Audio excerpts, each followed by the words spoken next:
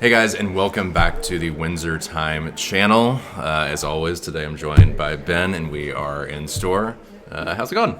It's going great. I'm Nice. happy to be back. It's a new year. It been a is. minute since we filmed one of these, and it feels good to sit back down with you. Yeah, I think we both kind of owe a bit of an apology. It was a busy holiday season, but we're excited to be back now, and that's all that counts, right? So, jumping in, we have a fun old and new Explorer. So let's kind of jump into first.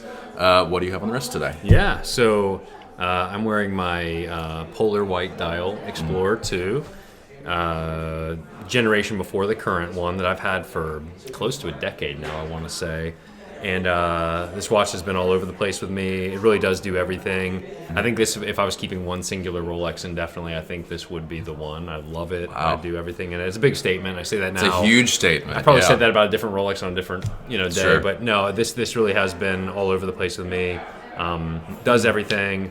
Great watch, great size.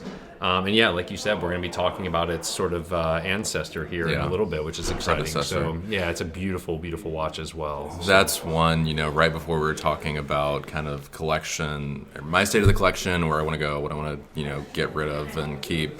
And, that's one where it's like, at a certain point, I'm pretty heavy in the Rolex sports models, and I think I want to consolidate that. And that would be one that actually kind of could be cool at some point. I don't know, we'll see. Yeah. But I feel like, there's such go anywhere, do anything watches, but especially that one has just always felt the most robust out of all of them. Yeah. I don't know why. I mean, the bezel obviously scratches more than, a ceramic, but... I mean, robust is a good word for it. And on top of that, I love that it is still, even with a polar white dial, a stark white dial with an orange hand, I still think it's a little sleepery. I think it's wearable. It's not something you're getting too much attention from, which I just think is important today. Absolutely. So, how about you? The Another antithesis of that Rolex is today I have my 16013 on, so an early 80s example of the Rolex Datejust. Originally, when I picked this up from you, it had the champagne dial, but then when it got sent off for service, it was really cool, They kind of offer, I think it had like a small, not like a nice looking patina, but there was like some kind of damage on the dial, so they give you that option. Which I didn't realize until I had it they're basically serviced. like, here are all the generational correct dials options that you can service with. And they don't do that for every model, but with that generation they did. Yeah, it was really cool. I think I could choose between, it was like a white, a black, another champagne, or the blue. Yeah. And I love blue dials. Blue is my favorite color. Yeah. And actually, I think I wear it more, and it brings the watch down a little bit. Yeah. I think in period, 80s, champagne dials, yellow gold, everything was like really cool, but modern day, something a little more low key, just seems more wearable to me. The blue with the yellow gold is just killer too. It's just a nice contrast. Absolutely. But awesome. So before we get into the review of this earlier generation Explorer and contrast it with the new generation, I think it would be great. It's the first episode of 2025. I think we'll take a quick look back at 2024 and talk about, our love and hate of the various trends that we saw. So I'll go ahead and cue you up, and then we can kind of talk about it.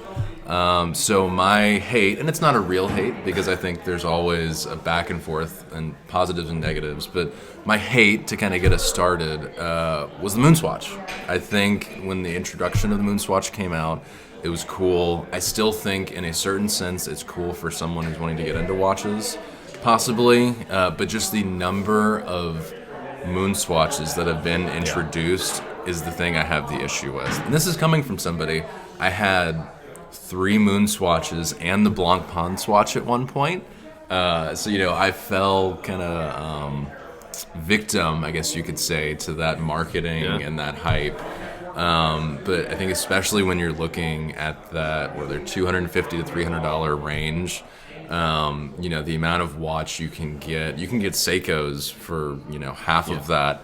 That'll last you truly a lifetime if you service them, as opposed to a bioceramic watch. So I think it was cool in a lot of senses. It brought a lot of great attention to the industry, but I think it was a little played out. And I don't think, unfortunately, we're going to see them stop releasing them. I think you're right. And I mean, I couldn't tell you if someone came in with a first launch piece Moonswatch or the one that just launched a week ago. I wouldn't know the difference at this point because there have been so many different iterations, which makes sense for the volume play that they want to do. Sure. I do think, like you said, it's introduced a lot of people into the idea of the Omega world and also the Swatch Group world, but I don't know if it's really. I don't know how many more legs it has to stand on at this point. And I think, I, coming from the fashion sort of world, which is something else I dabble in quite a bit, sustainability has always been a huge thing for me. And I've always had such a disdain for fast fashion because I think it's just horrible for the planet in general. Right. Yep. And consumer behavior, and almost that fast fashion approach is what has come in, to these moon swatches. So, the environmental impact of creating all these, bioceramic watches, which they're just plastic. It's almost a disposable feeling, even though it's not, but it is. And it is. So, I mean, you always want one more watch, right? When you're collecting, but truly, I think it feeds sort of the negative side of the industry, where you just always have to go out and buy the new thing. And like I said, I fell for it. I am, in this case, also the issue. But I see it both ways. We see a lot of collectors that are very high level collectors. Sometimes they'll roll into the store here and they'll have a moon swatch on, and I know they could pull out $150,000 significant tourbillon out of their collecting box and wear that too. So they are out there choosing to wear the moon swatch for fun sometimes too. But at a certain point, I think it's hit. I think it's gonna be on its downward trajectory for a little while here. I would say so. We'll see. To each their own. So go ahead and bring us back up. So what is something from 2024 that you loved and you thought was a positive trend in the industry? I feel that it's been a trend for a few years, but I do feel like smaller casual dress watches have become and continue to become more popular again. Absolutely. And that has led back into more vintage collecting or modern vintage retakes of watches from yesteryear or yesteryear. And I think we're going to see more, as much as we say that when we saw Patek launch Cubitus in a way that was relatively large. Right. However, I think there's a lot of things coming out that are in that 38 and smaller range that I think is pretty exciting to see. I still think 39 to 41 is the sweet spot at the end of the day for almost every watch. However, there are a lot of great vintage size pieces coming out and some micro brands and everything. So I like that we've trended smaller in some cases as well. Yeah, and I think that speaks to the increased feeling of creativity you see from a consumer. They don't necessarily feel, today I'm wearing a 36 millimeter watch. 3 to 4 years ago, I think that would have been a weird thing. With the Datejust, it's always been a very popular vintage and neo-vintage industry into the Rolex brand. So that's been, fairly common. But outside of that, you didn't see guys wearing a lot of other pieces that were sub 38 millimeters. So I think the variety, and especially the variety of vintage that it opens up to be able to get is really exciting now. Totally. Absolutely. How about you? What's a positive note from 2024? So my positive note almost kind of goes off of what you just said. I feel like in 2024 we were starting to see, and we'll continue to see it for 25, the mainstream adoption of micro brands and watches that aren't your standard Rolex, Patek, and AP models. So I think from 2019 to really 2023, you saw just the same 10 watches in your feed. And we're in a bubble, right? I understand we're in a bubble. We're watch enthusiasts. Echo chamber. We're in an echo chamber, but it felt like every time I opened, my Instagram, and I have Sub Baron or Pepsi, all that kind of stuff. I love those watches, but that was all I was seeing for so long, and you almost start to lose an appreciation for how cool they are. Yeah. And how in the actual world they are. Not everybody has one on their wrist. They're not that they're rare necessarily, but rarer. So I think it was really cool to see this last year, like you said, the smaller dress watches, and then just other brands, Chopard, JLC, IWC, coming in. You have celebrities starting to wear stuff like FP Journe. Yep. Even in the hip hop industry, you're starting to hear people talk about different brands. So that I think is really, really cool to see. Cool. Yeah. On that note, one of my potential negatives to 2024 is I really think, kind of like you said, we've hit critical mass of moon swatch. I kind of feel like we've hit critical mass of celebrity launches of watches. And I'm not talking about ambassadors, but literally Tom Brady today has on X watch, and the following day he has on X watch, and every piece of watch media is about celebrities and their watches, and then we see Mark Zuckerberg. He's gotten into watch Yeah. collecting in a big way. I think that's awesome. It's super cool, and I appreciate with him, he's actually got some kind of niche models, and Yeah. he's wearing maybe the antithesis of what a lot of hype watches have been. Yeah. However, just the constant media frenzy and feed, at least once again in our echo chamber of what are they wearing today, and it's become a lot with certain pieces almost being launched on these quiet ambassadors, you know, and that's cool in some ways, but when it's just it takes over after a while and it starts to warp, you know, client and collector minds a little bit. Though I'm sure the brands love it. It does. I think. You know, you're in watches clearly full time.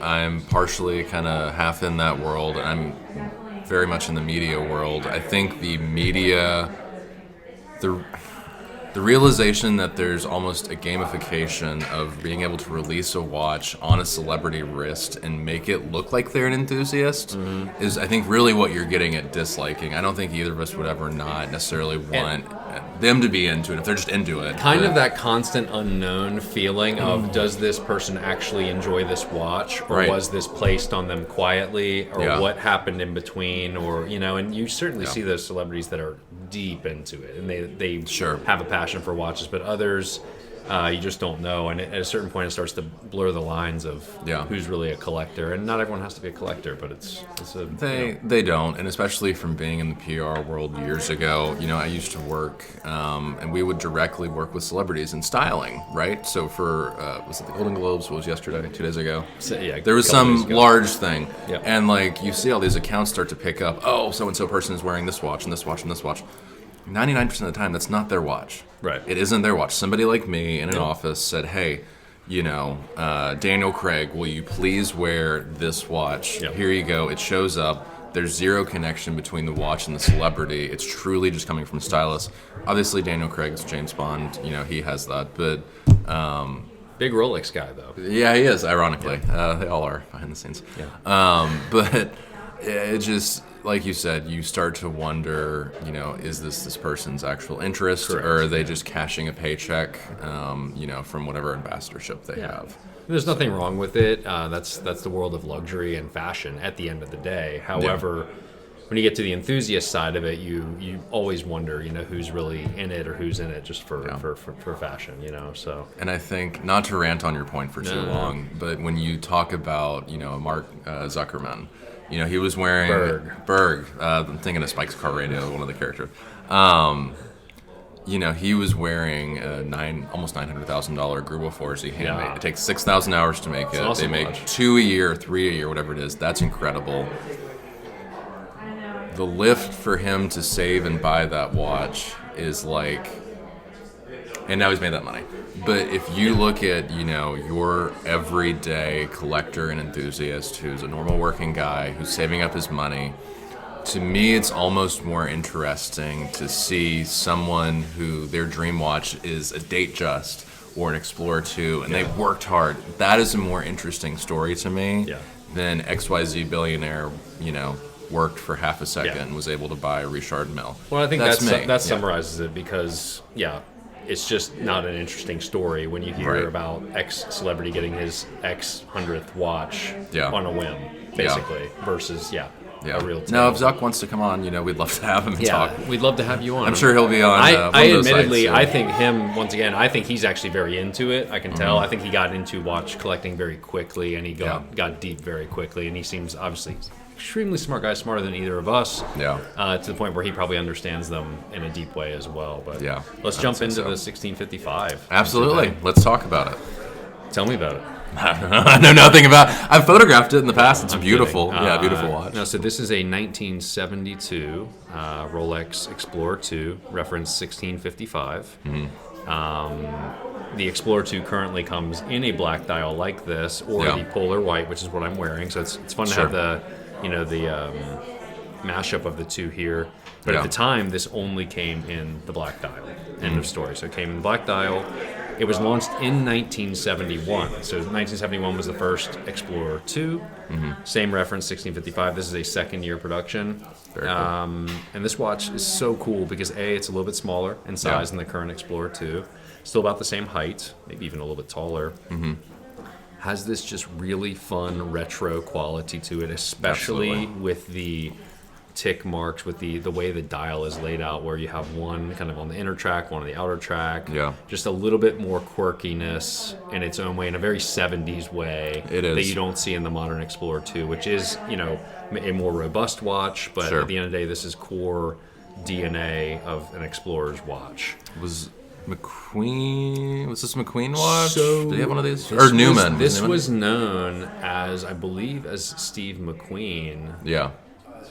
as a Steve McQueen worn watch. However, I think there's lore that said he didn't actually really frequently wear this watch, and it just sort of Interesting. people just ran with that. Yeah. If I'm not mistaken, but that could be something we have to correct later. Yeah. admittedly. We'll put it on the screen. Yeah, it'll pop up. You hear all sorts of different things. Yeah. Obviously, Paul Newman is very well known for his history with Daytonas and different references there. Yeah. But I love this drilled lugs as gonna say, per the yeah. day. So good. Just beautiful quality to it. I think one of the cool things about this model is, like every other Rolex, it has little quirky details over the years. Like there's a kind of lollipop style seconds hand version of this watch. There's Yeah. this generation, which is just the straight line seconds hand, which I guess is the first couple of years of the watch. Sure. There's different little iterations, different Rolex crowns, like every other model over the decades.